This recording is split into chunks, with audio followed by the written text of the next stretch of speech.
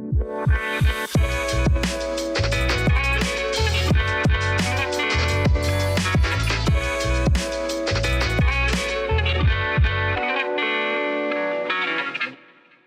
is officially spooky season, and that means you've hit Made Possible by Pop Culture's second annual Halloween Roundtable episode. Congratulations! Yes, the podcast that usually invites one guest on per episode to deep dive into pop culture's past and present influences is once again opening the floor, or the episode as it were, up to a wider group. Today, I will be joined by a few entertainment journalists whose bylines you definitely know to talk about the works of Stephen King. And for those of you not watching on YouTube, I did just bring his Funko Pop into the equation. Anyway, before we get into it, a little housekeeping. You may have noticed that recent episodes have been going over the 1 hour mark, even when it's just one guest and myself. Roundtable episodes are, let's face it, longer by design because there's more guests. And because Stephen King's work is so dense and his catalog is so vast, just be prepared to strap in and still know we probably won't be getting to as much detail about every title as you or I would probably like. We're also not going to talk about every title that you or I would probably like. Maybe this will become a series within the podcast. Who knows? As always, each guest has picked one seminal influence to discuss, and then we're going to look at adaptations of his works as well. And in order to get started, everyone is going to introduce themselves and say the age they were when they first started reading Stephen King and what the first Stephen King novel they picked up was. Since I'm in charge, sort of, as the host of Made Possible by Pop Culture, I will go first on that respect. It's me. I'm Danielle. I was about 10 years old when I first read Stephen King, and the first book I ever read was It. So I'm going to go round robin from what you guys can maybe see on YouTube, left to right or clockwise. Chris, you go. I'm Chris. I'm senior editor over at Polygon. I for me it was 15 when I first finally got to reading the books because I was just obsessed with the miniseries as a kid. And my first book was also It. And let me tell you, doesn't age well. So the miniseries you were obsessed with It, and then you read It, the book. Yes, Okay. like Tim Curry, like I loved, like I was that kid who loved Rocky Horror Picture Show because my older cool cousin showed it to me. So the fact that like Frankenfurter was Right. in this movie, like as a crazy clown, sold me immediately, and then I was terrified. It was lovely. Yes. Makes sense. Liz. Hi, I'm Liz Shannon Miller. I'm senior entertainment editor at Consequence. This here is my friend Tank Girl, who's being real cool and not at all a little bit bitey. We'll see how long she lasts. Just for anyone who's not watching, it's a cat. Tank Girl. Don't get alarmed. It's an adorable cat. And I see a little dog popping around behind Oh, her as yes. well. Archie is sometimes in the back. We love Archie.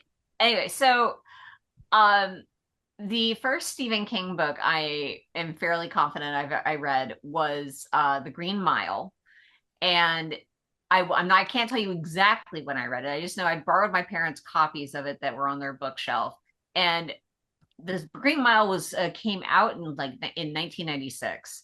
So I would have been around 15 at that point. But I'm going to guess I was just for the sake of for Danielle's sake.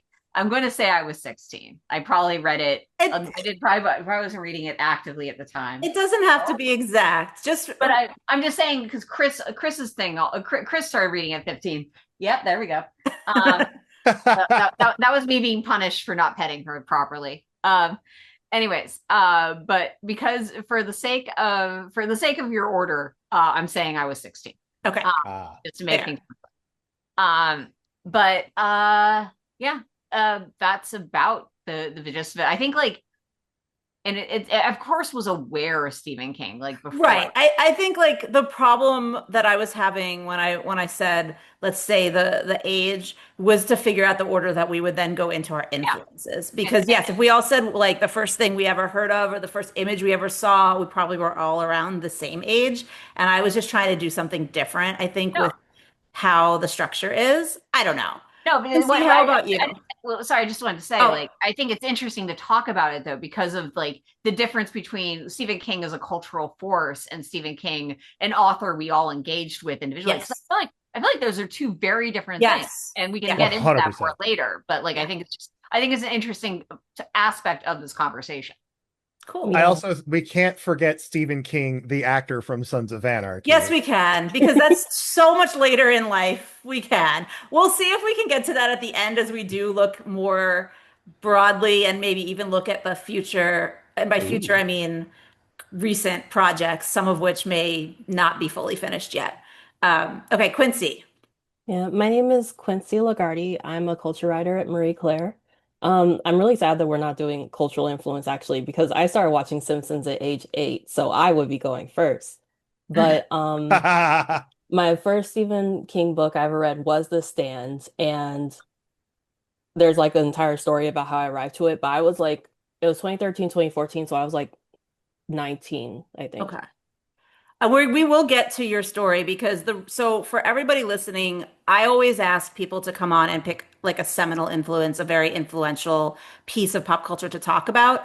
In the case of the four of us, we didn't all choose our first Stephen King property as the thing that we wanted to talk about. So, but Quincy did. So I think that's interesting. But unfortunately, I have to go first because I was 10 and I think that's unfair, but it's fine because at least I've prepared. So, I did say that my first Stephen King novel or experience was It, which is true. That's actually not what I chose to pick today, only because I think we're going to talk about it so much culturally for Welcome to Derry, because that is just premiered. And quite frankly, for spoilers, I will have somebody from Welcome to Derry on in a future episode. So we are going to get more into it. And I didn't want to find myself repeating. So what I ended up doing was because I was 10 when I read it, I said, I want to look at something that I read much later in my life to show kind of how he was an influence as a writer on me throughout my whole life. So I actually picked 11/22/63, which came out in 2011. And I was old. I won't say how old I was, but that was 14 years ago, and I'm in my 40s now, so you guys can figure it out. I was an adult. The Dang. reason that I picked this book is because it is not like so many of his other books. It's not a horror, traditional horror story. It is very much a time travel story. And so, for those of you who don't know what it's about, there is a protagonist who his name is Jake. He's a teacher and he's living in Maine, not in Derry, interestingly enough, but in Maine. And he finds or he's told about a door in this diner that he visits all the time that if you go through it, you can go back in time, but it's a very specific day. You always end up in the same place and day and time, September 9th, 1958. So it's like a slip in time kind of. And, the first time he tries it, he goes back just to see what he can do. He tries it multiple times and he ages as he does. The first time he does something to try to change time.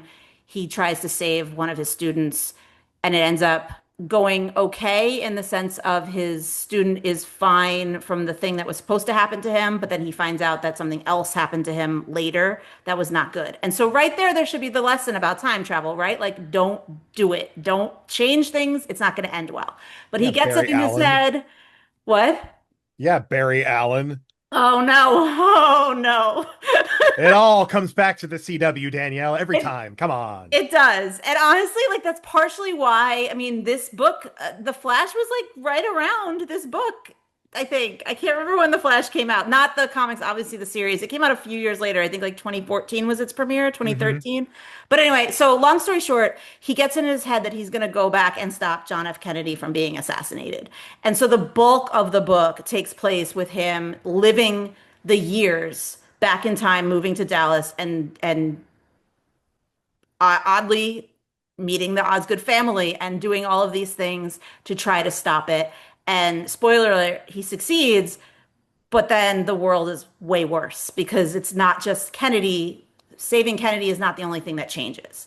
So it's this like epic lesson about, again, like you have to let the past be the past, but it's this crazy character journey and mixed with all of this historical stuff. And I'll be honest, I didn't know a lot about the historical stuff. I know that he had a researcher for the book, so there's a lot of things that went into it that I know were true, obviously things that were not true like the time travel.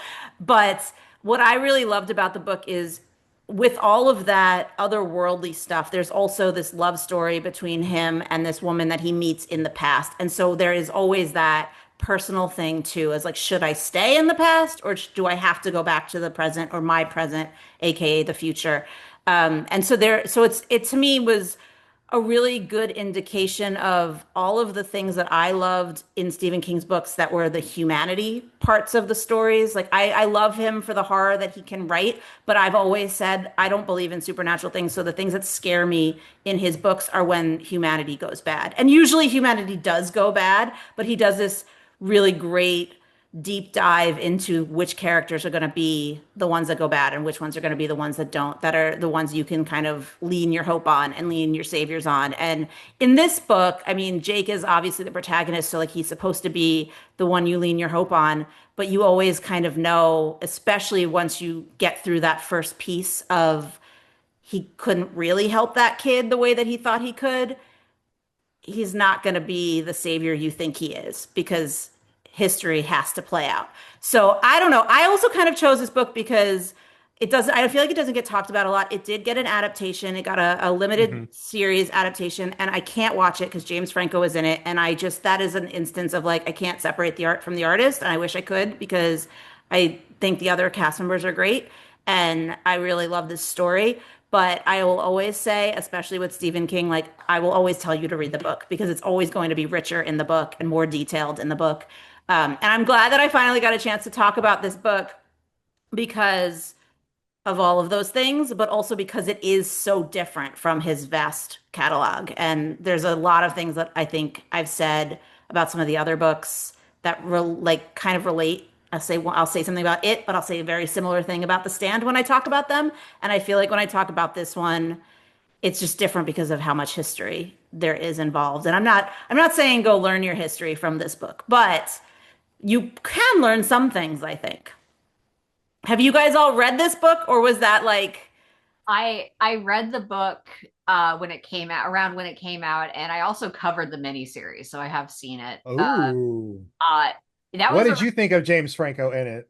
I he was fine. Like yeah, I mean, the thing about that miniseries that was really funny, it was I interviewed the showrunner. I like talked to Chris Cooper as well and Sarah Gadon. I didn't get Franco. It was I fun. think I talked to Sarah too, but I think it was more of like a piece on her than it was for the show. I can't fully remember. Yeah.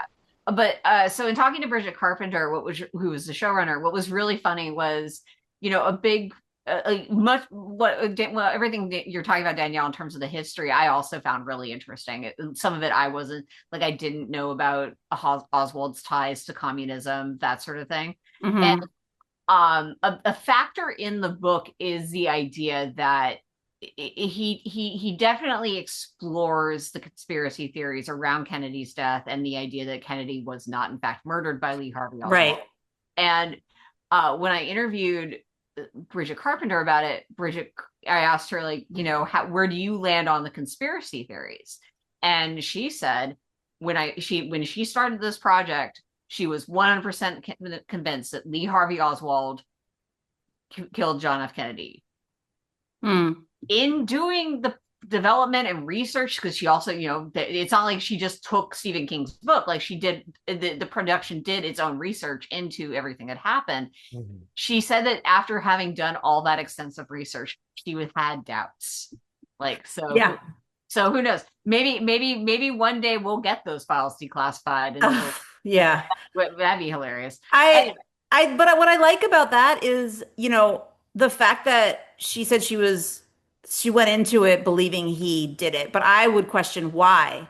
Is it just because that's what we were taught? Because we didn't have the time and the interest to do all of this research until we get a project like this? Because that's what fascinates me about so many conspiracy theories is like a lot of them have real nuggets of truth, but they're just written off as not the birds aren't real one, but like some of these other ones have some elements that they make a lot of sense, but nobody wants you to think too hard. They just want you to learn the version of history that you want to learn. Like John F. Kennedy, you're not allowed to say anything bad about him now that he was murdered, but he wasn't the best guy. And who knows if No, he he would was. have been the best president? Like we don't know because again, like that's what happens in history, but and he wouldn't be the worst. I feel like I can confidently say that. But that's what interests me about these things, and especially, a show like a book and a show like this, where like I don't think that it maybe set out to do that for most readers, you know, set out to say like we're definitively answering any question or we're even definitively trying to open your mind to possibilities. But it was in the process of like you're writing Jake as a guy who he has to be sure because in order to stop the assassination, he has to go after the right person. So you end up digging through all these rabbit holes that you didn't know were there. And again, I don't know how many of them were embellished necessarily for the fiction of it all. But that's what I found the most interesting about the book was like there are all of these roads to take this character down. And what I love about Stephen King is like just the deep dive storytelling of how much of a journey you actually spend with a character. So I'm going to turn it over to Chris because I will also say that in doing this chronologically for how we got it mostly introduced to King. It's not chronological for the books, obviously, that we have picked.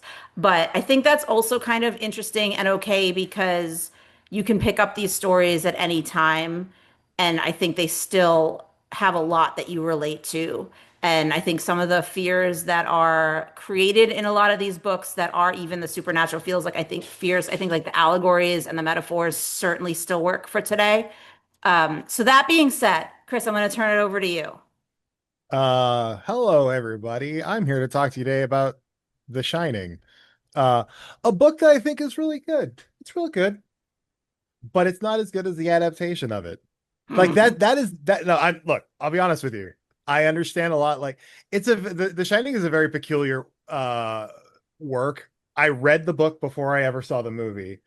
Um and I really really enjoyed the book. It's like it's a giant haunted house story.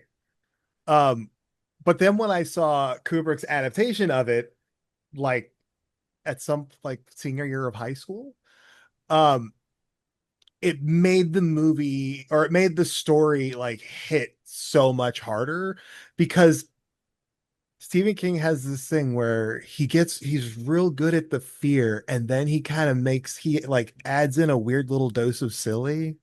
Like it's a perfect example with the spider. Yeah. Everything's really Well, terrifying and then it's a big spider. Like hold on, because I have a friend who recently, as in like last week, was just getting caught up on it to cover Welcome to Derry and was deathly afraid of the spider. So you say it's silly, but I do want okay. to warn the audience out there. Some people will Yeah, not feel that if you're that not into constitutes yeah, silly. if you're afraid of spiders, by all means, there is a giant spider in every version of it. Well, Um, but I do think that like just the general silliness or I don't know if I would use the word silly, but just the general like Not silly. It's lightness. yeah, There are it's moments of levity that he does try to infuse. and see and for me, The Shining as a story, because as much as it is exploring like the idea that this is a haunted space, that it's also like exploring this failed recovering alcoholic's madness as he turns on his family in favor of a drink. And it drives Hmm. you to the point of needing to kill his family just for a moment of what he thinks of his peace. It doesn't have any moments of levity. None of that there. It is like it is pushing your face to the ground from beginning to end. And at the end, you're like,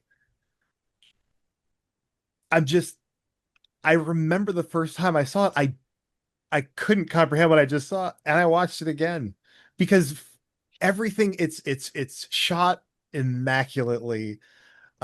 It makes changes from the, and I know this is where I, Stephen King hates, this is or also where he I doesn't hate it. usually get critical, and I'm like, why did you make the change? If you can like argue there's a real reason you made the change, I can see it and I can get behind it a lot of the times. But sometimes I'm just I like, think if you're he's done just that, doing it to make a stamp, but put your own stamp on it, I don't know.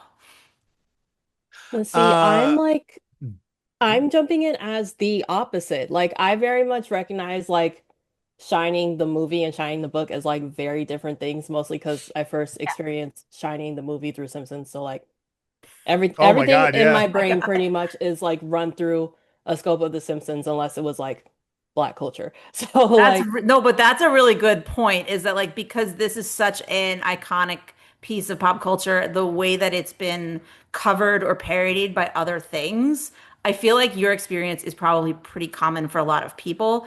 And that also says then what is it to you? You know what I mean? yeah. Like if your first experience is The Simpsons, if Chris's was the book, but he likes the movie better. Like if mine was the book, like we're all gonna have what we want it, what like the pure quote unquote form of it to be will be different, which I think is what's interesting about this conversation. But I also think is where there then get to be all those fan debates about like, well, this is not the quote unquote real version. Yeah, because for me, for The Shining, like legit, like I read The Stand first and I just kind of like went through all of the King stuff that I like knew of. So I did The Shining second. Once I read the book and I realized how much more there was with like the son and like the groundskeeper, I was like, wait, this is awesome. And then like watching the movie, it's like you have that unrelentingness, you have that like amazing horror cinema, but like I find the stuff with the kid and the mysticism just so much more interesting, like to me. So because of that, I choose book over Kubrick while recognizing that like Kubrick was insane, but he did a very good job on that movie. Yeah, Well, and I and think what also I like it's a hard thing to do to anybody who is taking, one of his books, which are I would argue average 600 pages, and like that is being generous. I know The Shining comes in a little lower, but most of them come in a little higher. but Like that's hard so to do in a 2 hour movie. You're going to leave things out. So like he did make a point of view, and I appreciate that. and that is something I think that is a thing I've ultimately come to while watching Welcome to Derry is like Stephen King books aren't made to be adapted into films. When they're adapted into films, they become something new. They have to become something new Yeah. because Stephen King is he can't edit for the life, and it's Well, it's for the not his better job because to edit. There well, are no, I know it's editors. but it's for the better because he goes so deep into lore that's never like people are only finding out now that like there is actually lore with Dick Halloran Yes. in Derry, Maine Can as I part tell of it. you, and they also are only finding out now that Pennywise is not a fucking clown. Like, I'm Yeah, sorry, the book is called right? It. It's not called Pennywise. Like, it's an No. entity. It's always been an entity. But like, if you only saw the movies, I see why that got lost. And so the fact that this Welcome to Derry show exists as a way to dive into that lore is almost necessary because everyone's afraid of this clown, but like he doesn't have to be a clown. He can be a lot of things, including your loved ones. Like when you get to like the Randall flag, like all of that stuff of it with the series that they did one of with Idris Elba and then they never touched again. Yeah. Like that level of interconnectedness with Stephen King, I am freaking overwhelmed. So I can imagine like Yes. a lot of people coming to one book and maybe not even like seeing the through lines in Mm. the other books or just being like, oh, like for me after The Stand, I was like, oh, this like person comes up in more like books. I'll look at it. Oh, there are like 7, 10 books. Nope, I'm good. So it's kind of like that level of interconnectedness that is great, but it's also just like, my God, this is a lot. Yeah, I don't think you should have to read everything in order to love it or get it, but like you're going to have a richer experience if you read more. But the thing that I don't like is when an adaptation is cutting out so many of the important things that people then say to you, well, it's in the book, just read the book. You shouldn't have to read the book to get the point of the movie. They Now should what be I able to live alone and you should be able to get the story that they wanted you to tell in either or one of them. But my problem with that is that sometimes you see the seeds of what they wanted to do in the movie, but they don't fully go there because they don't have the real estate or the time or whatever. And then that's where I say I don't want to say it fails because I think that's unfair to the filmmakers, but like it struggles and it certainly loses me.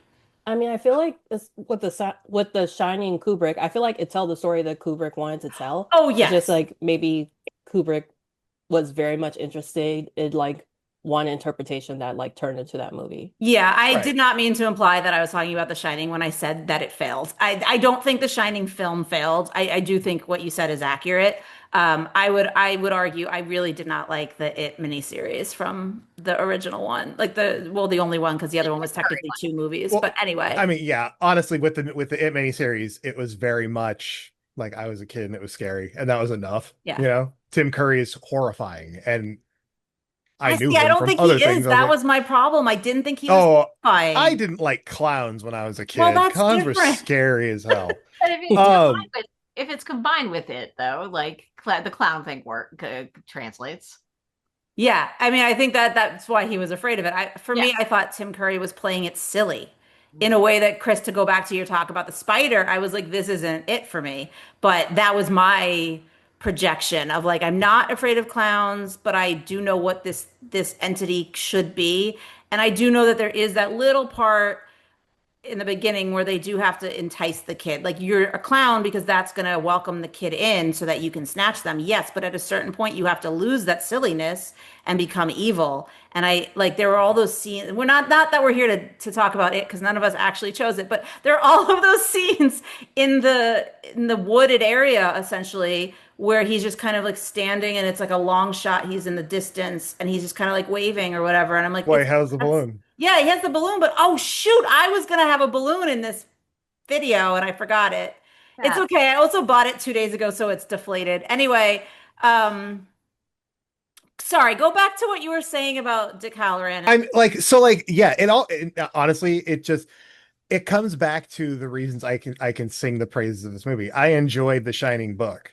The Shining movie is in personally to me the second greatest film ever made behind Jaws, which I know this isn't a Spielberg episode yet. But I am so much more intrigued by the story of the unraveling of Jack Nicholson because that's also like, look, I The Shining, it's about this kid with The Shining. I understand that. I traditionally especially then, like I leaned further away from paranormal stuff Yeah. and leaned further into horrible things that seemed real. Yeah. And like an alcoholic losing his mind and axe murdering his family seemed better than this kid can telepathically communicate with this middle-aged black man in Miami on vacation. Yes. I mean, I agree with Which you, but that's also why I like the book because it that's the fear is there for either of these people. Like either you're going absolutely. paranormal or you're going for reality and you're gonna get a really rich story out of it. And I do agree that I think like I mean Jack Nicholson just killed it. So, I mean, you can't And you can't complain well, about that and performance. that like stemming from that, I have to say, like, I while I applaud Stephen King for attempting to remake The Shining with his very bad Steven Weber miniseries, Oh, I was gonna it's ask if you not meant the like sequel book or if you meant the miniseries. no, well, and that like, hey, Doc, I don't know if anybody cares. Doctor Sleep is good. It's a No, really yeah, good I think story, it's good. but bless Mike Flanagan for making it somehow a sequel to the Shining novel and Kubrick's The Shining, so that it just ties it all together in this really beautiful little way that like it makes The Shining very like various offshoots feel like a complete Yeah. package in a weird way, and that made me quite happy. Yeah. But yeah, I adore just that story. I've stayed, my partner Nikki and we've stayed at the Stanley Hotel where King stayed when he wrote it, where Oh, they that's shot that awesome. terrible miniseries. There's so many props from that miniseries in the basement just on display. It's like, they made The Shining here, I and they don't don't know that. ever I mean, say it's a listen, TV it movie. it can't hold up next to a Kubrick film, but like there were elements of it that I did enjoy at Oh, the time. the guy who I Steven forget, Weber? Carl Lumley played Oh, yes, Dick he's also Halloran, and he very was good. he was really great.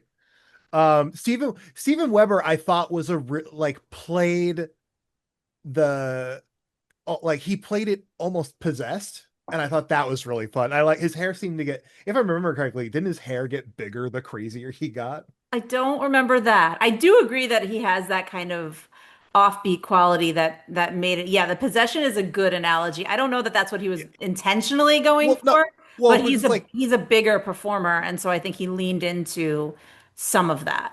well, and when you look at the way Stephen King played it, it's very like cool Jack Nicholson insane, where he's like, Danny boy, like coming, Wendy, give me the bat.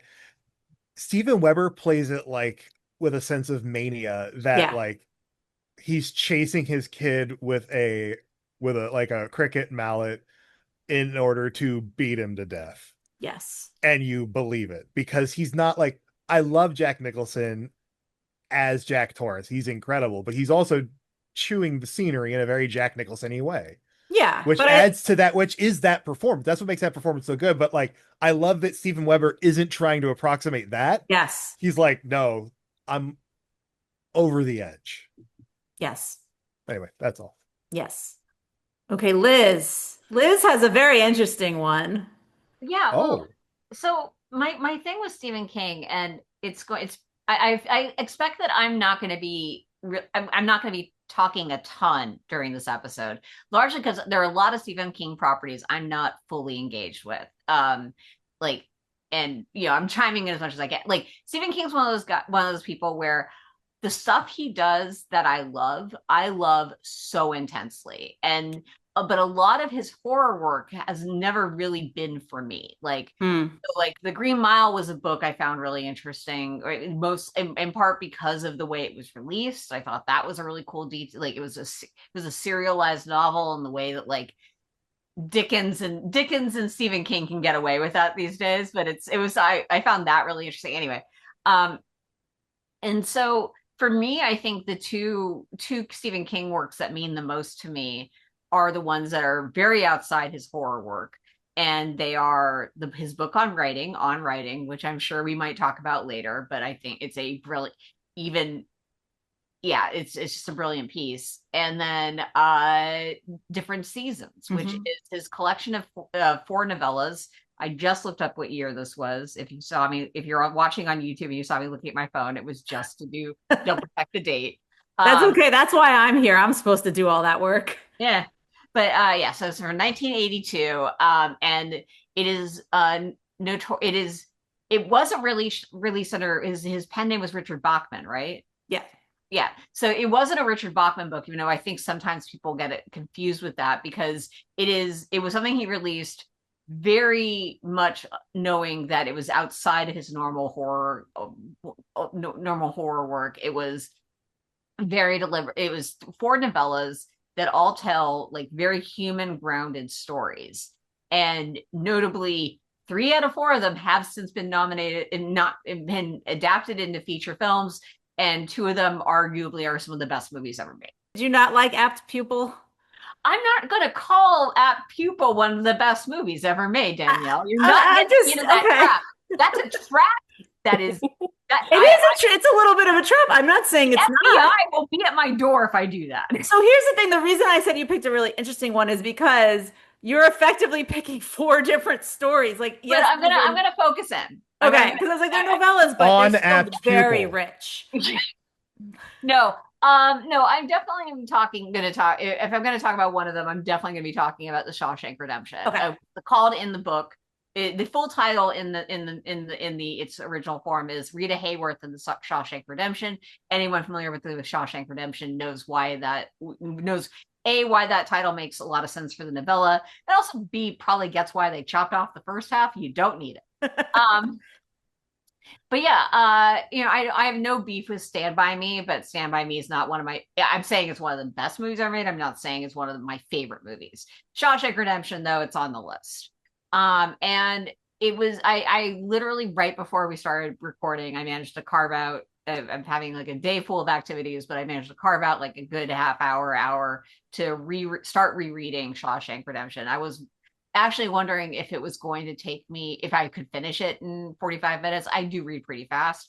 I did not. Okay. But just in revisiting it on that level, it's like I'm not gonna knock Frank Darabont. Like, I'm not gonna say he's not a good writer or anything. He did, but all of the best stuff I think in the movie is directly from King's. Yeah.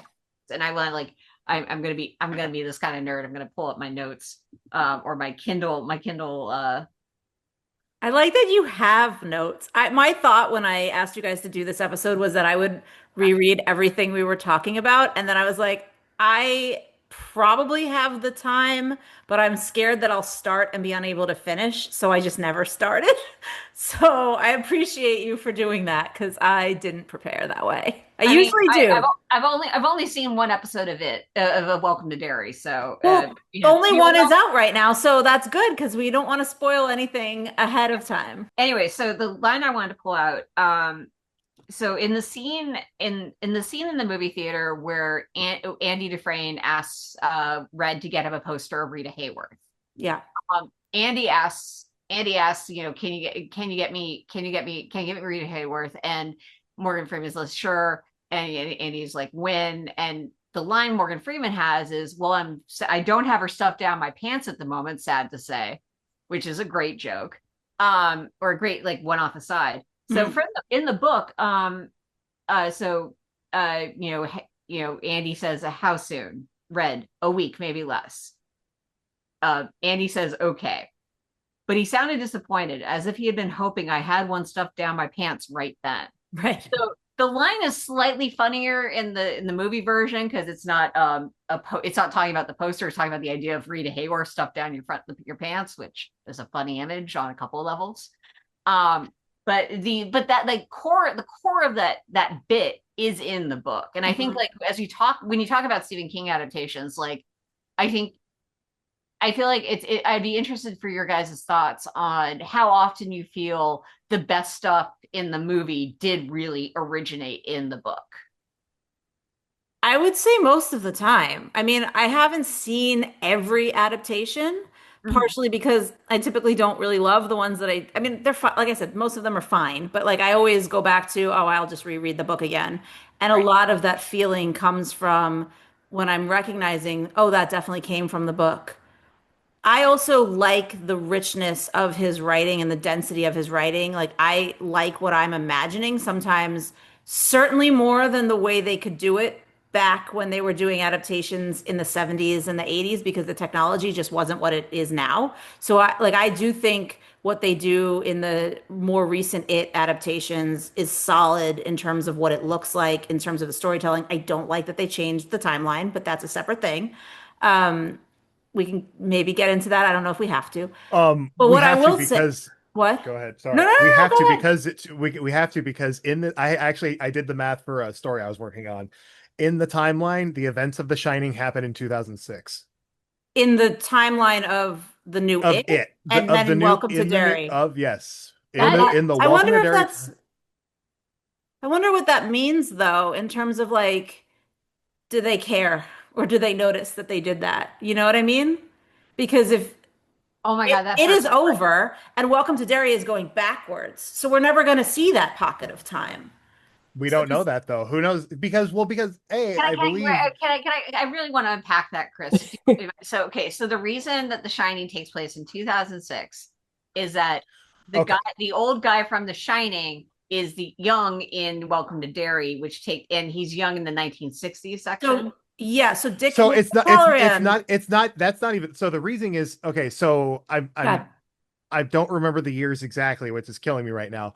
But I might. What years are you looking so for? the adults in it were in 1987, 88 Okay, In the in the movie. movies, in the movies, the and kids, they were kids in the the late no 80s. no they were no in I'm talking about in the novel the Okay, Oh, kids no, in the novel, yeah.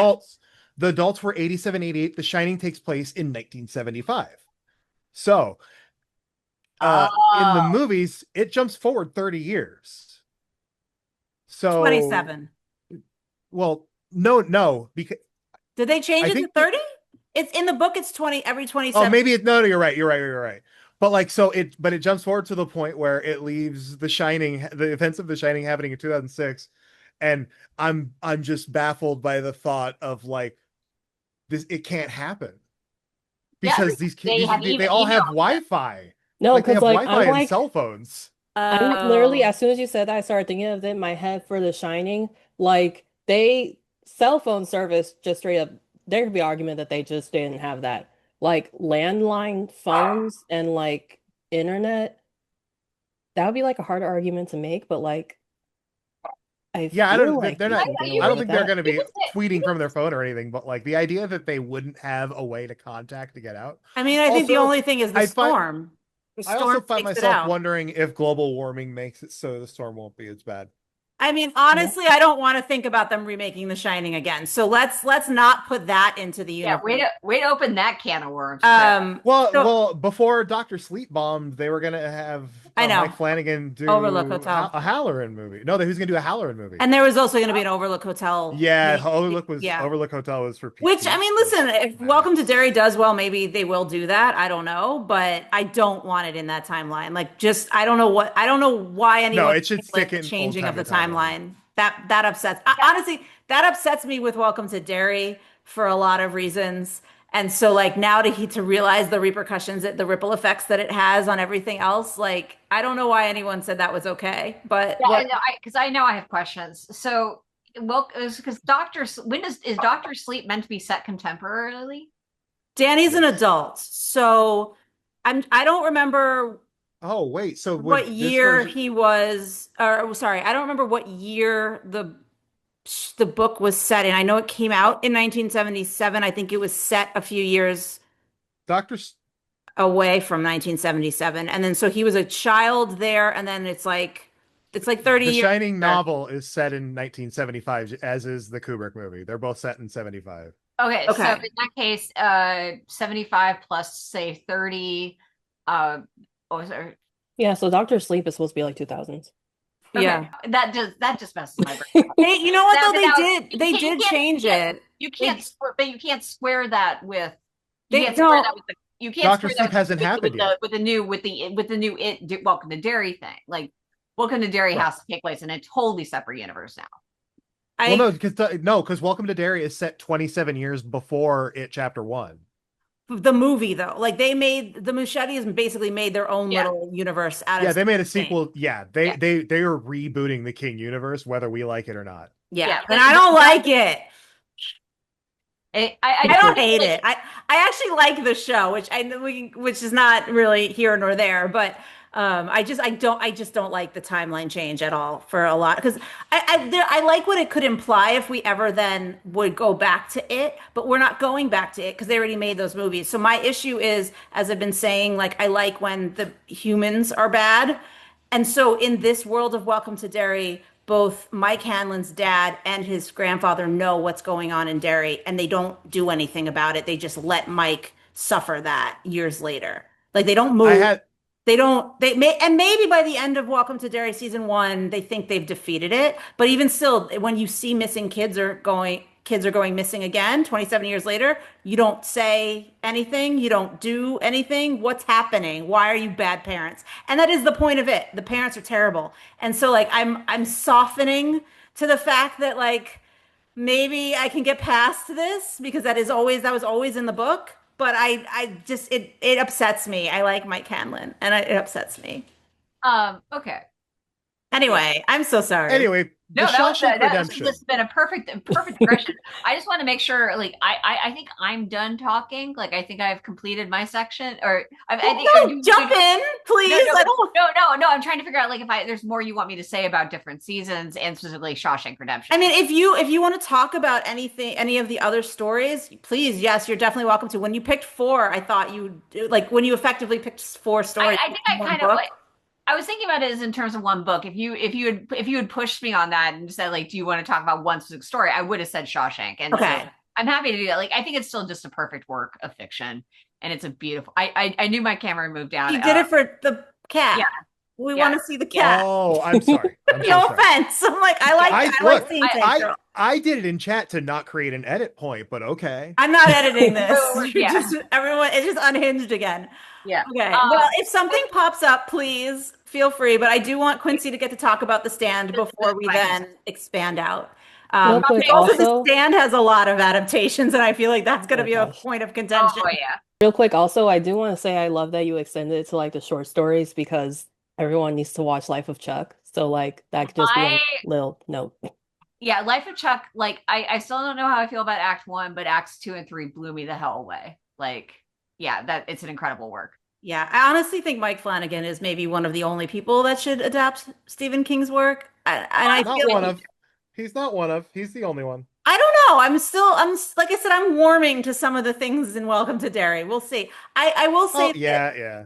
I think part of it is, and I've said this, I don't think I've said this on the podcast, but I've said this maybe to some of you privately. Like, I feel people who are adapting King's work today are going to do a better job because A, the industry allows for things like limited series or multiple seasons, but also B, they probably are the people that grew up like us being influenced by the work personally and getting all of these deeper things and understanding the material in a way that if you're remaking or if you're adapting a book, you know, that was very successful in 1977, in 1980, you're maybe just jumping on it because it's popular and you want a blockbuster and you want to make money. And so like you don't care about some of the things that you lose in that process. And I'm not saying that to like piss on all of the filmmakers that were of that era, but I do think there is just a difference in the way that we attach to storytelling.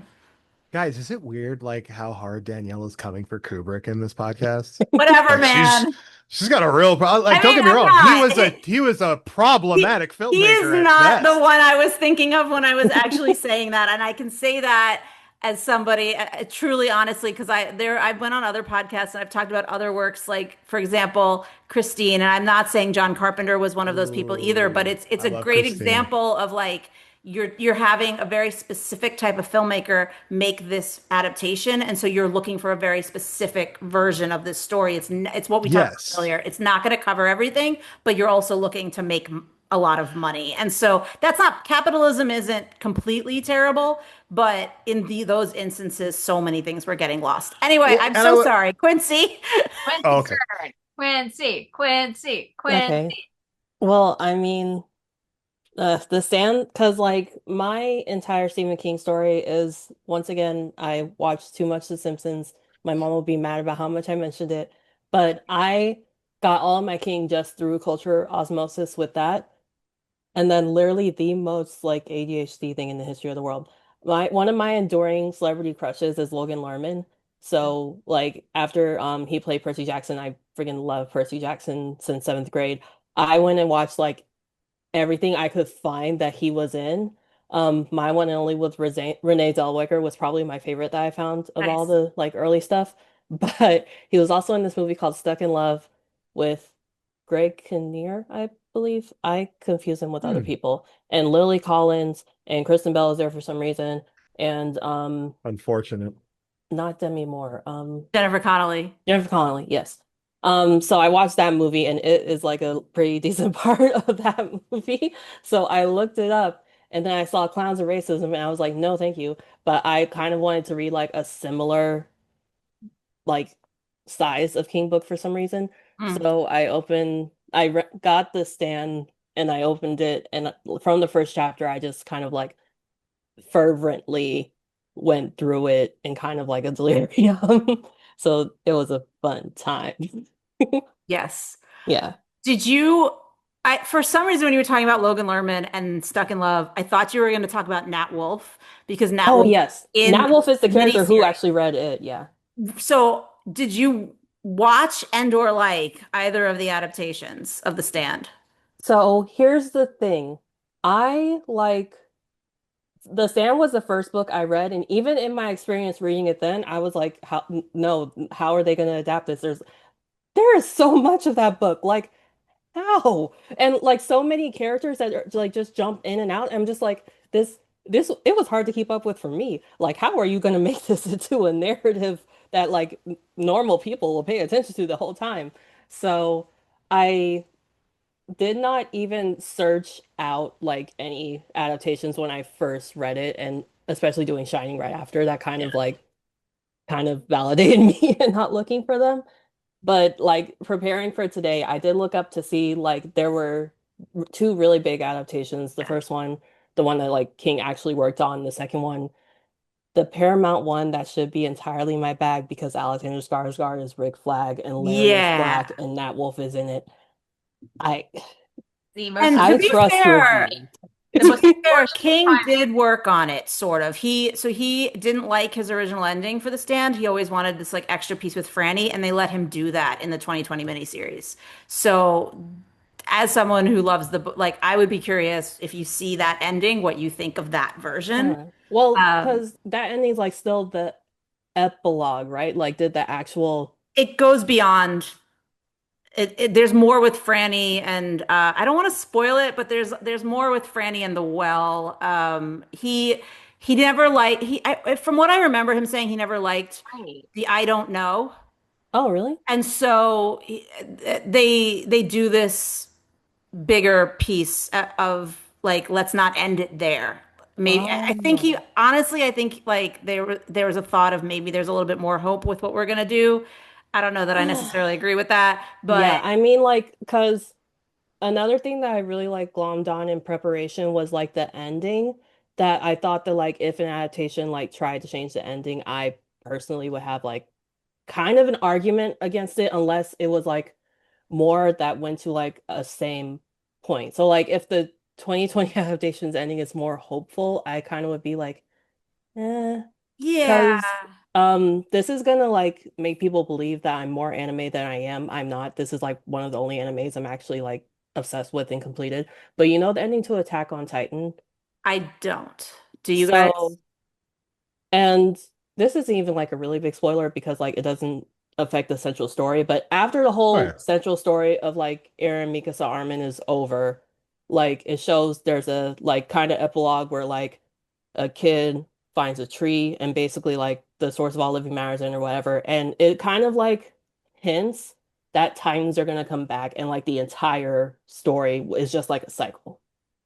Okay. So I really like those types of endings, and the stand is also that type of Yeah. ending where it's kind of like you realize that like human nature is stuck on these very like things of like violence and like what you see as history repeating itself, but it's really just like the way that kind of like life and nature and everything is set up. I really like endings like that. I that my first time that I kind of saw that was in the stand and it blew my mind.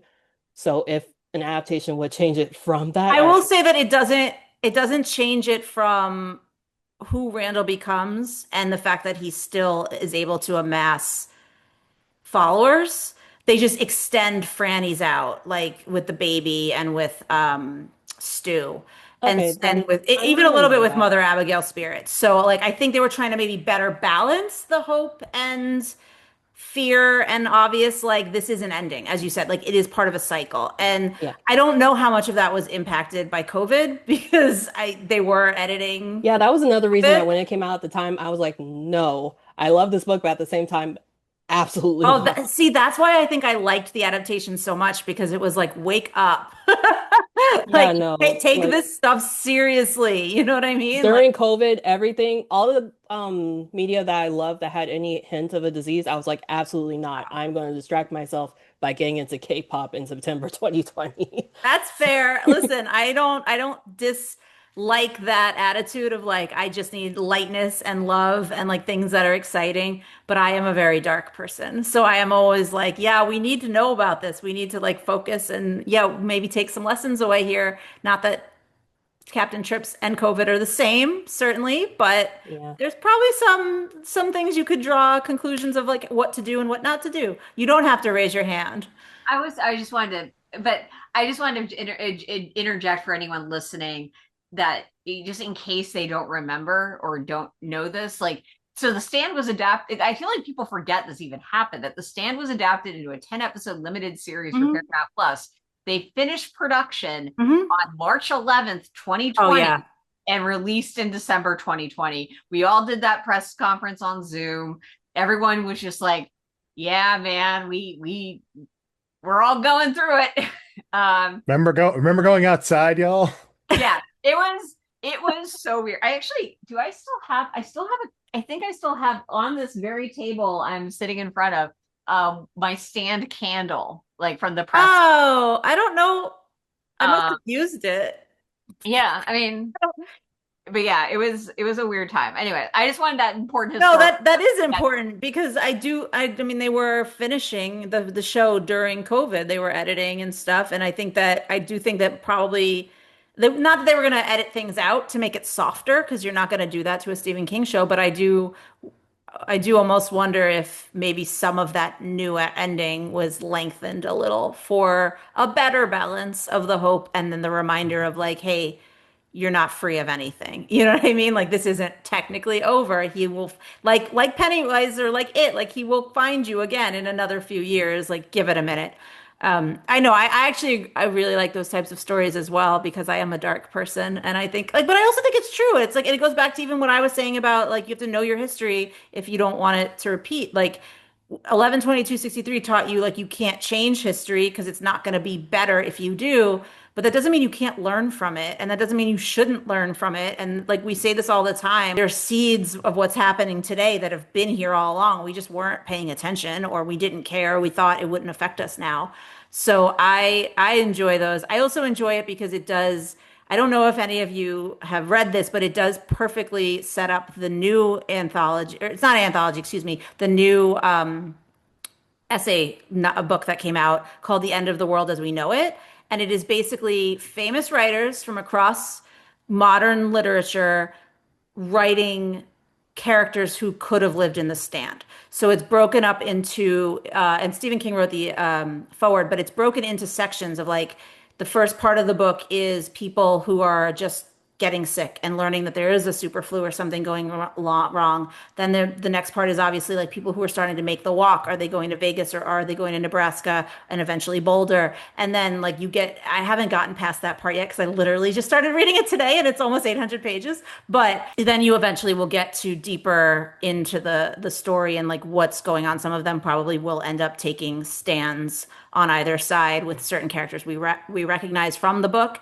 And the whole point is like just to lengthen the world and to consider what was going on for people who weren't in that fight. Like that people who lived in other parts of the world, there's a chapter that's what was happening to the animals and were they living, which ones were surviving, which ones weren't. There's one from space, like they were sent into orbit and like they can't get back down because everyone's dead at mission control and like other countries. And it's really, really interesting. It just came out, I think, in August, but I like that type of stuff because I like seeing not only can these worlds live on and these characters, but like the influence of these worlds and these ideas on other stories.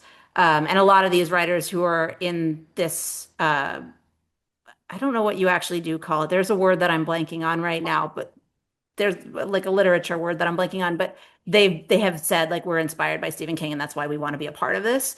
So I recommend it if you don't have enough to read already.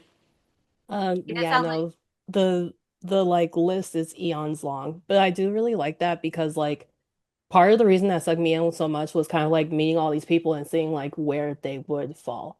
Because like you kind of had a hint of like which people were going to be good and were going to be evil, Yeah. but there were a lot of like I feel characters like Larry was touch and go for a minute. I didn't know what the hell was going to happen after he got out of that tunnel. So like I need to add that to my very, very long to read list. Yeah, honestly, I mean, I also Larry's song, I think that was Yeah. also such an important part of like what interested me was also I can't fully remember because it's been a long time since I read The Stand if they did this in The Stand, but in this End of World as we know it, they do play with some characters are dreaming of one first and then the other because things that they are going through is changing them and now they're not right for one or the other.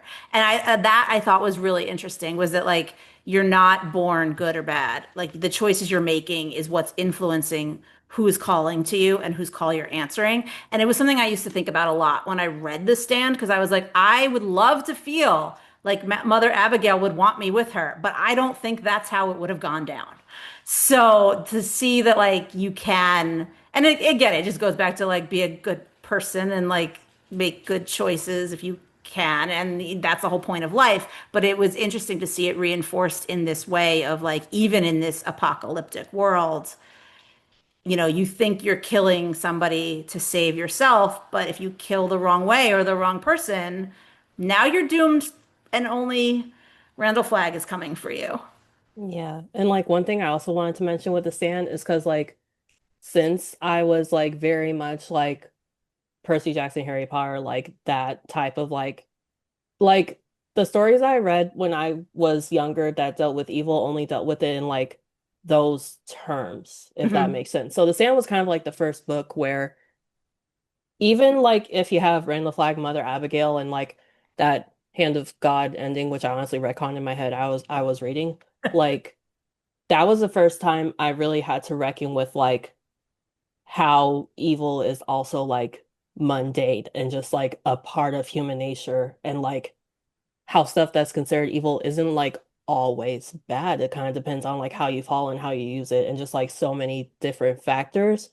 So yeah, I think that was like one of the like real first, that and the Lovely Burns and the Lovely Bones were some of the first books that kind of like woke me up to like, okay, like outside of like the bubble of like childhood fantasy, like this stuff is Mm. real.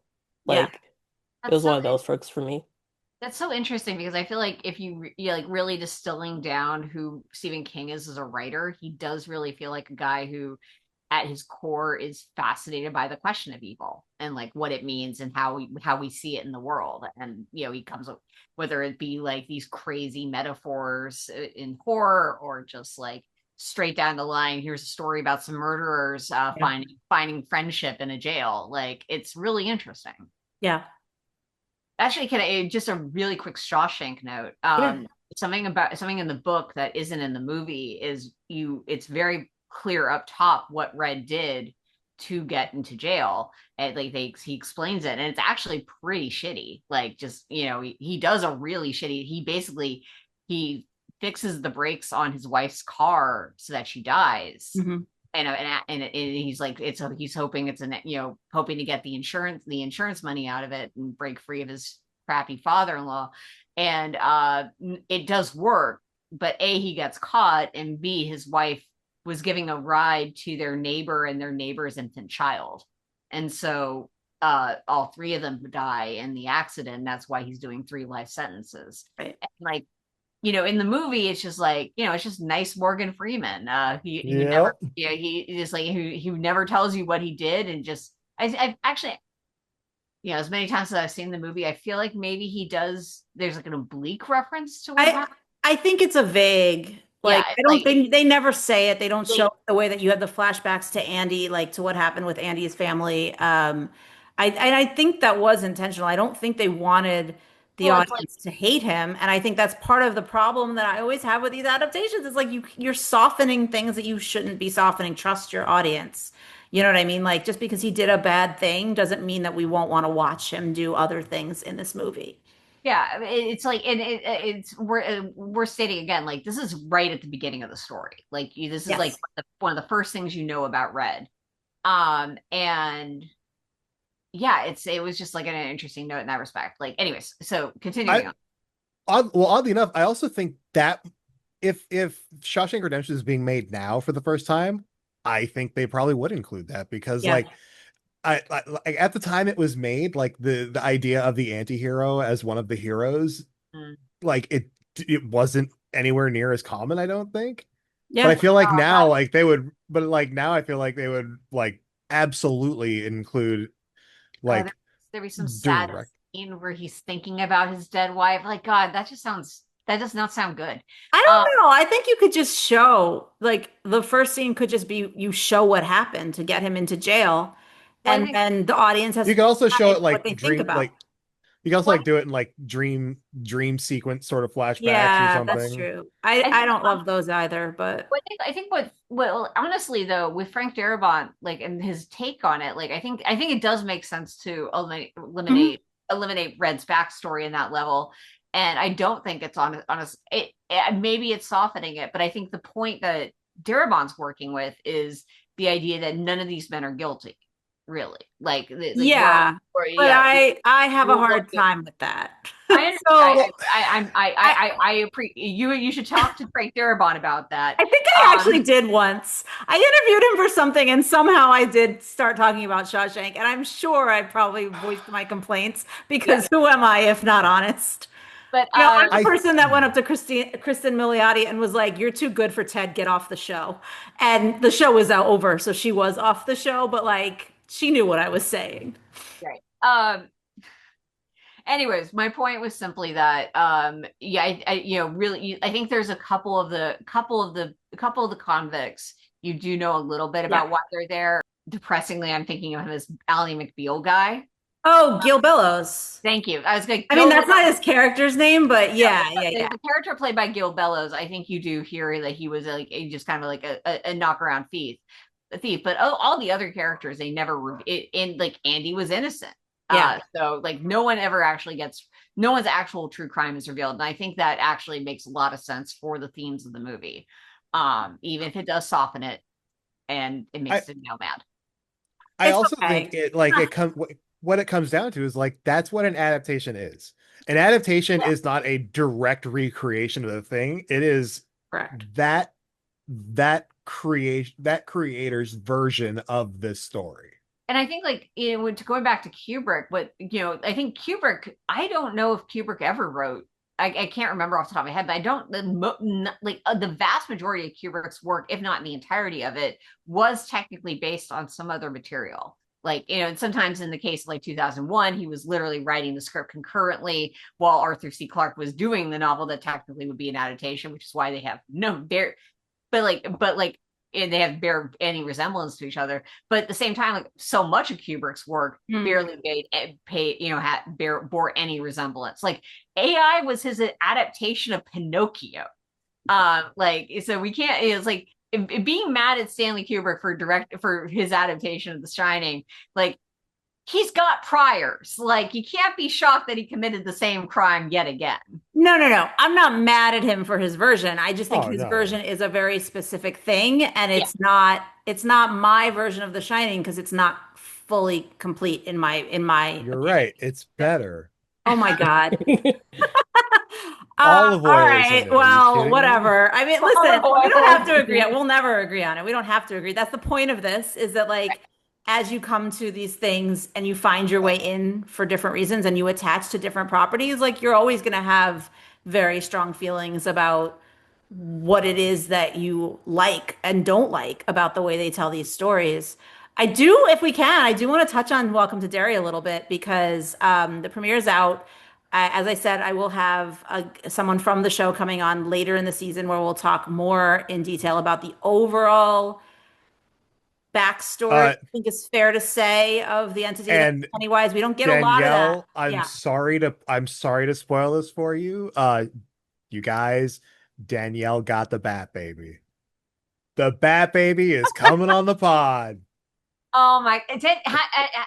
Yeah, we tried to get him for something for me, and I was just told no bat baby. Too Can tough I? to get. Yep. Can I, if you really want to hear me complain, we can talk about the Bat Baby because my whole talk about timelines. The Music Man came out in June 1962, and the majority of the events, including the scene of them in the theater in the premiere, is in April 1962. How do they have that movie, and how does Maddie know the song? I will tell you exactly how. Movies used to stay in theater for a very long That time is back actually a then. very good point. April 1962 is before June 1962. That I The is thought you said that's January 1962. No, June. I might have misspoke. So the Music Man premiered June 1962. I don't know the specific date, but I'm sure a town like like Derry, Maine, is not getting it right away anyway. And so Well, so do we I just know? want to say, for those of us who care about reality, even with a bat baby flying through a screen, I need to say it. I just need to say it. And we don't have to harp on it if no one else noticed it or cared, but I noticed it or cared, partially because that Music Man song was parody. Not parody isn't the right word, but like just done really, a version of it was done really well on Crazy Ex-Girlfriend. So like I've always had that like in the back of my head for a million years. And so the minute they started singing it, from the Maddie was singing it in the pipes, I was like, hold on a second.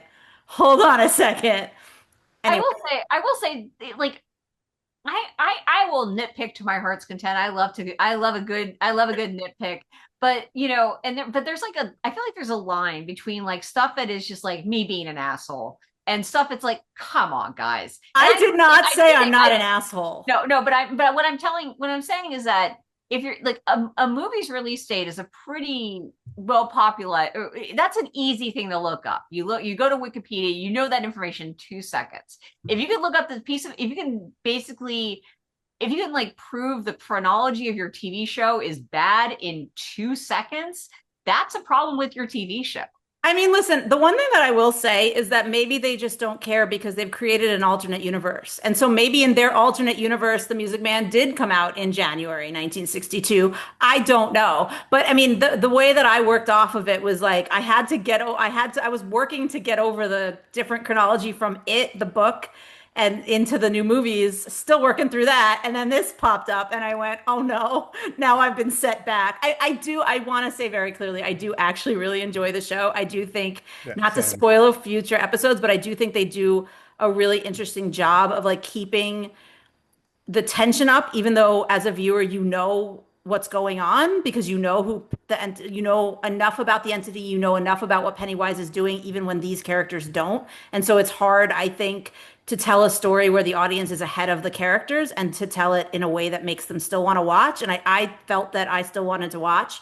And I also do feel that the backstory they're giving for the entity, which they're plucking out of like single lines in the novel and expanding, I think that's really, really interesting. And I'm excited to see I'm more also of that.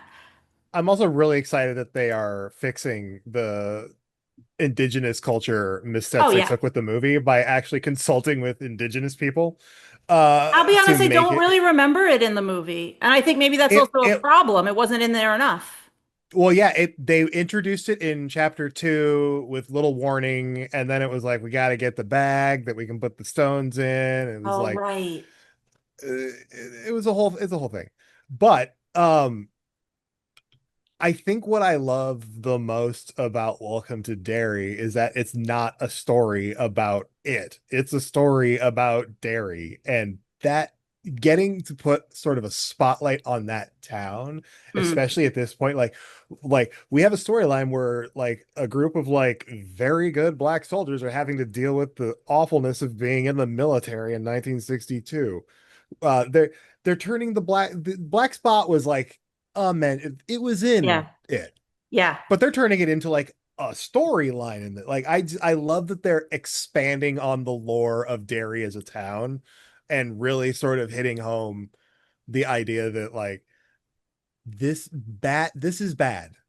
Yes. This entire place is cursed. Right. Don't come here, and if you do come here, you're absolutely screwed. And that's kind of why I was hoping, as much as I don't want them to change more timelines and more, and I was hoping there'd be a way to introduce beyond the characters of it or the ancestors of the characters of it, only because to me, like it does feel, I agree with you, it feels like it's more about Derry, but it is in that way, it feels like it's Castle Rock. And when they did Castle Rock, what, 9 years ago now? No, 7, 8 years That's ago now? yeah, like A said lot that of years ago now, that they took characters from all of the universe and they played with them and they played with the different evils. And right now we're focusing on one evil because it's so massive. I get that. But at the same time, I'm like, if you really want to show us how bad Derry is, you have to put some of the other seeds in there too. And so I don't know if they will, but I kind of hope that they will, even if I I probably won't be mad about the timelines and stuff. like I will say I love obviously Chris Chalk as Dick Halloran is fantastic. Right. I'm really enjoying the sort of trajectory of where that's headed because also like we don't know. There are things canonically like we know Right. where Dick Halloran ends up. Yeah. We don't know how he gets there or how long it takes him to get there. Especially Um again, like in this version when it's already they're changing all of that. But I will also say that like that's a great example of for people who didn't read the book or don't remember a lot about the book, they don't remember he's in it. And so they think like, oh, that is a no. seed from another Stephen King property. So he's bringing The Shining into Welcome to Derry. So what else are they bringing in? And it's like, well, Well, hold on, they might not be because he's in it. Like you have to look at who is in it and who isn't. And then what are all these character names and who might connect and who might not? And they were really secretive about that pre-premiere, so I'm not sure how many people were like clocking it pre-premiere, but as episodes go on, I think hopefully that'll be well, part of the discussion. Well, and I'm hopeful that it is part of a discussion with King himself because, like, it was written after The Shining. Mhm. He added Dick Halloran to this story, knowing where he ends up. So I have to believe Yeah. somewhere in his brain he has an idea of the trajectory of the character. But beyond even him, like we hear about Shawshank Prison at Hmm. some point. Like there are nods to other threads in the universe that they can follow up on, and you're like I didn't love Castle Rock.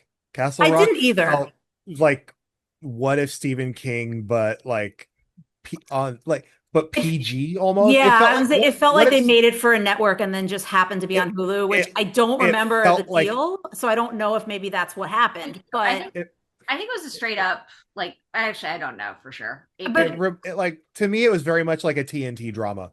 yeah, Like that was the vibes it gave me. This feels like and like but it could but have also been. like there are versions of Stephen King stories that aren't horror tinged. And so Mhm. like it is easy to sort of draw a universe within those confines. But like I love that this is drawing that universe through the lens of horror. Mhm. Um because like he's written so many things that aren't scary that are incredible. He's going to be the horror guy forever. He Mhm. will never not be the guy who wrote all these horrifying stories fueled by cocaine that changed our lives. But I love that we're actually I hope we get to do something with some of these threads in other shows. Like I'm not never will I ever say they should make it chapter 3. No, No. they can't. But They succeeded in the end of it, chapter two. In no, they theory, could in theory, they succeeded. They succeeded in the books. So like that's my whole thing is like you did close that door. That they entity is succeeded done. at but they succeeded at the box office too. So Is the town destroyed at the end of the movie? Or No, but they're able no, to get rid of the entity. Mike still lives there. He still won't oh leave. yeah. I Well, think he that's finally goes on depressing. vacation to visit one of them. In so the book? No, in the movie. Oh I was yeah, I thinking was like, I don't think in the book, I hate the book ends the way the original miniseries ended, and I thought it was actually kind of hokey and dumb. But with, the comatose girlfriend riding on the bike through the streets, and then she wakes up and they kiss, and I'm like, no, no, no, no, no. Who told you to do that happy well, ending? it doesn't end entirely how the book ends. No, no, no. But like that piece is in the book and Yeah, oh yeah. in the original miniseries. And I will say Well, that is yeah, the best Silver. change they took when they redid it. I do, obviously you're talking about horror and how that's all impacted our lives. Liz brought up on writing earlier. I do want to talk about that. If Stephen King's on writing was influential for any of you as writers, because, I said this at the start, like you're all journalists, you're all entertainment journalists mostly, and like that's a big reason I think like I still want to have these conversations is how this stuff affected us and like learning from the people that we're inspired by or like learning from the people that we just love their products, their art. I've never read it. Not what in my life. what about you, Quincy? I didn't read it, but I read it in the middle of a creative writing degree where I was kind of just like thrown everything Mm, and did not retain everything. Like for me, Bird by Bird is Bird. like the be all end all like writing book. Okay. That is my favorite. Yeah.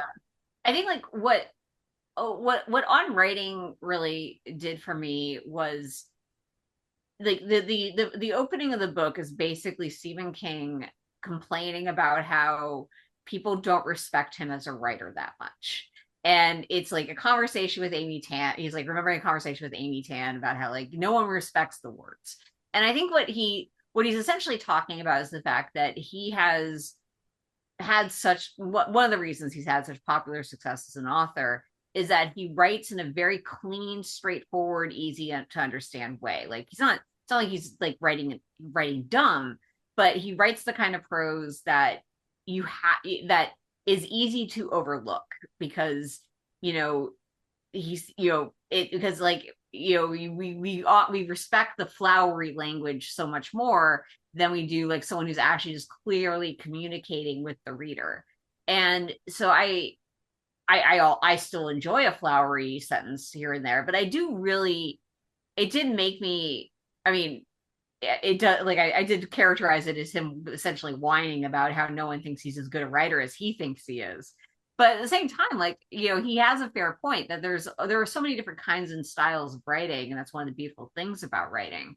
And as someone who also writes fiction in addition to nonfiction, I've found that like the power of being able to cleanly communicate an idea like is so much harder than people give it credit for, which is essentially what he's talking about. And so like that on top of um like it's the book is part writing advice and part biography or autobiography and Mhm. memoir.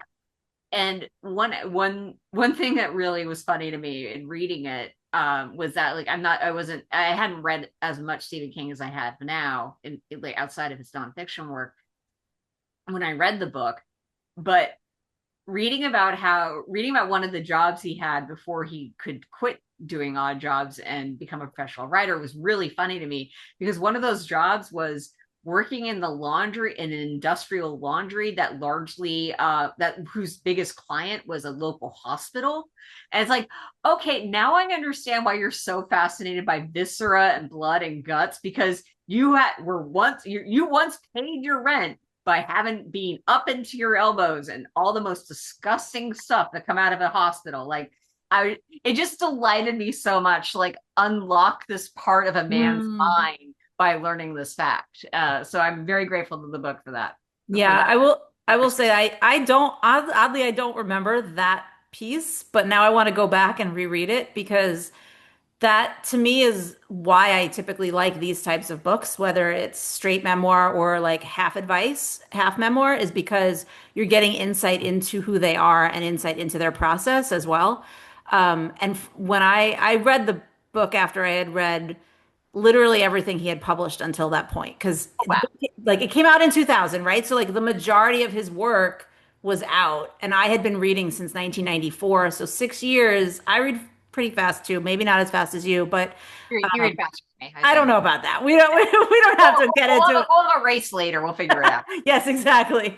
Like Um, Superman and but Flash. but because of that, like I had all of this knowledge in my head of like the writer that I thought he was just from the work that I had read. And so when I started reading the like bemoaning that, oh, people don't take me as seriously as other writers, I immediately thought, oh, it's because you're a horror writer.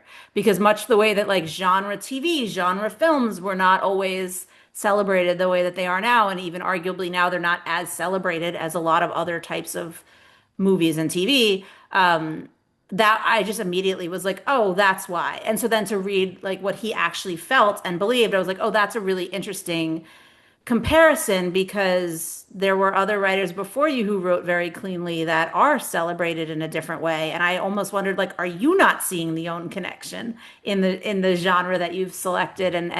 Listen, all of the books that I picked up were essentially supermarket paperbacks.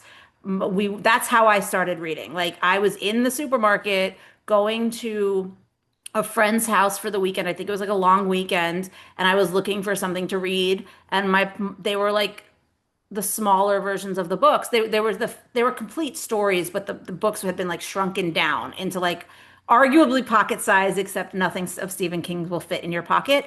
And so that's how I started reading them. And I was like, yeah, that's not quote unquote literature the way that we're taught literature is, but that's not fair. All of the like world building that he's doing and all of the depth of character that he's doing is maybe more literary in some respects than some of these other books that you're putting up here on a pedestal. So I really connected with it more from just like I want to know more about his process, and then like I kind of knew some of the stuff about his life because like the drug addiction and at that point there was a postscript for the him getting hit by a car, like that was certainly in the news. So like I don't know, I don't remember necessarily feeling like I learned a lot from those pieces, but I felt like I learned a lot about how he writes, and then also like the advice that he was giving for me, who was somewhat at that point, like I was still writing fiction. I still thought maybe I could write a novel someday. Turns out, no, I'm not very good at it. But it was interesting to try to read this and then try to implement some of it to see like, is my style like that? Yeah, I will say as someone who like was in a creative writing program around the time I read it, it was like very much kind of like back then they would call it like the MFA versus NYC thing, but I think kind of like maybe a white collar versus blue collar kind of thing Mm. because I had like my central like degree, but then I was in like this honors program with this writer named Steve Brewer, where he was like very like salt of the earth, like it was kind of like the same instruction, but considered like kind of within like literary fiction and within just like I don't know if you would call Stephen King just like mass market, but just kind of like writing. Yeah. Like it wasn't necessarily like a fiction or nonfiction, even like a genre type of thing. His thing was just like, It's here's just how you write mainstream. well. Like, yeah, mainstream, like without like kind of all of like the trappings of like the traditional fiction, poetry, nonfiction like Mhm. writing program. So me seeing like Stephen King's advice as like that type of writing advice versus stuff that was very like craft heavy, I really did appreciate it at the time, even though I honestly skipped over the memoir section because didn't want to, I didn't like know if he was just complaining, but I kind of had that sense of like, I don't really need to hear the memoir section. Let me just skip Right. to the advice No, part. it's true. If you're like not, sometimes you pick up that book because you want to know what this very successful author says you should do to maybe be a very successful author. I think that's totally valid. I think probably there were nuggets of two books there, and they just combined them into one because maybe they didn't know if somebody would buy two separate books, which is crazy because usually his books are a million pages. So I think they would have probably purchased whatever. Arguably, he could write a second memoir today for people who want to read that because of how much has changed. But I don't think anything in the writing section would change. Yeah. There's crossover there. Like I remember like the memoir section does a nice job of like kind of laying out how genuinely difficult it was for him to start out, how he just kind of had to keep plugging, really had to keep writing, got a lot of rejection slips before he ever got a sale. Like, and that's I think kind of like the good thing for any writer to hear is just the reminder that it is always a process, it is always hard, and the important thing is to love what you do, love doing it, and then keep doing it. I love that you all came on this podcast again for some of you and for the first time for Quincy. And I hope we didn't scare you away from coming back because we do tend to go on tangents. But No, I it was think it so was much fun. fun. I think it was good. I hope it what are you raising your hand? You don't have to raise your hand. I just wanted to throw out my most recent Stephen King exposure. I just watched something new of not new of his, new to me for the first time. It's the miniseries Storm of the Century Oh yeah. Oh, with Tim Daly and Colm Feore. I didn't even It's know that was fan streaming. it's it might be on YouTube and a really good quality rip. But I think it's also on Tubi, maybe. But like it's fantastic. It's one of Nikki's favorites, and I had never like it came out in 99, I guess, and I don't know why, but it just completely passed me by. It's awesome. It's a very good, like, especially with winter coming up, and it's like it's basically it's this Yeah. town stuck in a crazy blizzard. Yeah, highly, highly recommend. Nice. I wanted to revisit the Langoliers because that was one of my favorites, but I Same. don't know if that's streaming either. I have to go look that up I know some friends of mine recently watched it for the first time. So but it somewhere. might have been physical media. Hmm. Okay. I actually might still have it somewhere, to be honest. I don't know. I haven't checked in a while. There you go. But yes, thank you all for coming on. It's been a pleasure to spend this virtual Halloween sort of with you. I'm your host and producer, Danielle Terciano, and as always, I want to leave you with where to find the things that we talked about in the episode. Since the majority of these things today were Stephen King novels, I'm just going to say go wherever you get your books, whether that's your local bookstore, an online retailer, your local library. You do you, just keep on reading. And then we did talk about some adaptations of his work as well, so I want to list out where you can find those. 11/22/63 is no longer available to stream, but you can buy it on Apple TV or Prime Video. The Shining from 1980, the Stanley Kubrick film version, is streaming on HBO Max. And then the Shining miniseries from the 1990s is streaming on Hulu. The Shawshank Redemption can be found streaming on Fubo, or if you prefer, you can rent it on Prime Video. The original Stand miniseries can be found on Apple TV or Prime Video, but then the 2020 miniseries of The Stand can be found on Paramount Plus. We talked about the It miniseries and then the two-part adaptation, and then Welcome to Derry, which is kind of a prequel. All of those are streaming on HBO Max. Chris mentioned Storm of the Century, which he just found streaming on Hulu. He didn't mention Hulu, but I'm telling you that's where you can find it. And then I mentioned I wanted to find the Langoliers, and I have confirmed that is unfortunately no longer available to stream. Hopefully, somebody has physical media for you out there. Anyway, this has been made possible by Pop Culture, the podcast. Please stick around for the next episode coming at you next week.